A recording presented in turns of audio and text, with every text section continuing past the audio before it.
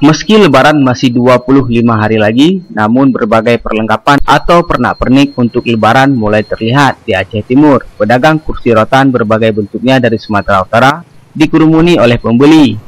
Beginilah terlihat di pusat kota Edi Raya, Kabupaten Aceh Timur, Provinsi Aceh. Puluhan warga melihat berbagai bentuk kursi menjelang Ramadan. Berbagai persiapan dilakukan warga untuk mempersiapkan di hari kemenangan nanti. Menurut keterangan salah seorang pedagang asal Sumatera Utara ini mengatakan bahwa saat ini memang hasil penjualan belum begitu tinggi, namun sudah terlihat sedikit besarnya pesanan kursi untuk Lebaran nanti. Untuk sementara masih stabil lah bang, gitu bang. Ya. Ini kita dari mana bang? Dari Stabat bang. Dari Stabat. Ya. Jadi di Dondong kita bang, Dondong. Dondong. Ini biasanya di hari-hari apa aja yang meningkat hasil? Biasa hari Minggu begini lah bang. Minggu. Iya. Kalau bulan suci Ramadan kira-kira di keberapanya bang? Di pertengahan bulan suci Ramadan bang.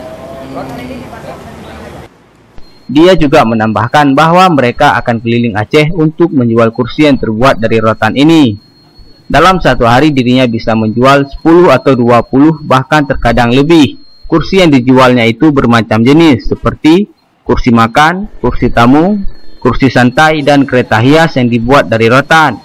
WWC Hasan Basri, pedagang asal Sumatera Utara. Kursi yang dijual berkisar antara 1 juta hingga sampai 3 juta menurut jenis dan besar bentuknya kursi yang dijual. Dia menambahkan bahwa biasanya akan meningkat pesanan di saat 15 hari puasa. Dari Aceh Timur, Said Maulana, Pelita On TV melaporkan.